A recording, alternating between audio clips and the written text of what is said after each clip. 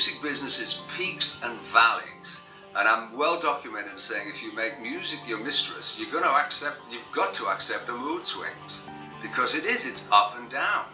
You know, you just hope that you can stay in balance. To me, I've never considered myself the best singer, I've never considered myself the best writer, I've never considered myself the best frontman, but as a package I'm pretty good.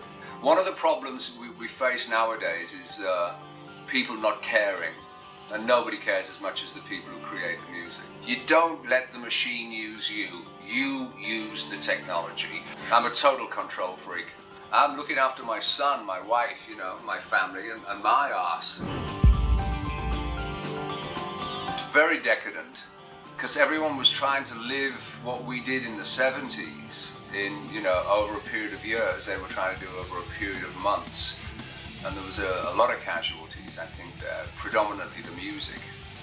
Because it started off all right, and then it just became, as I call it, the overly decorated Christmas tree. You know, the music was not the primary interest, it was the image.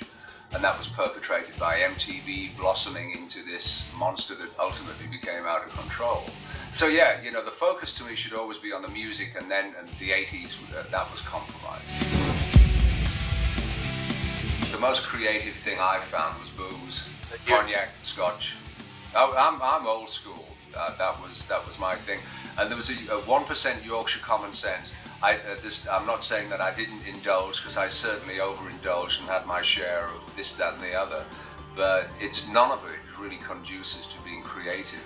This all came from the old jazz musicians, people thinking, wow, if I did this drug, maybe I'll sound like him, you know? But you look at some of the finest musicians, my muse, Jimi Hendrix, was dead at 27, and that's enough to put anyone off, you know?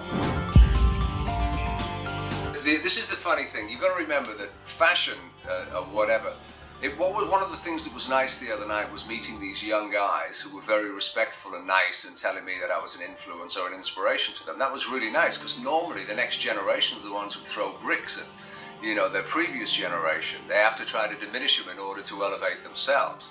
Now, you know, which happened with Seattle. They came in because that was a direct response to the overt glam that the 80s became.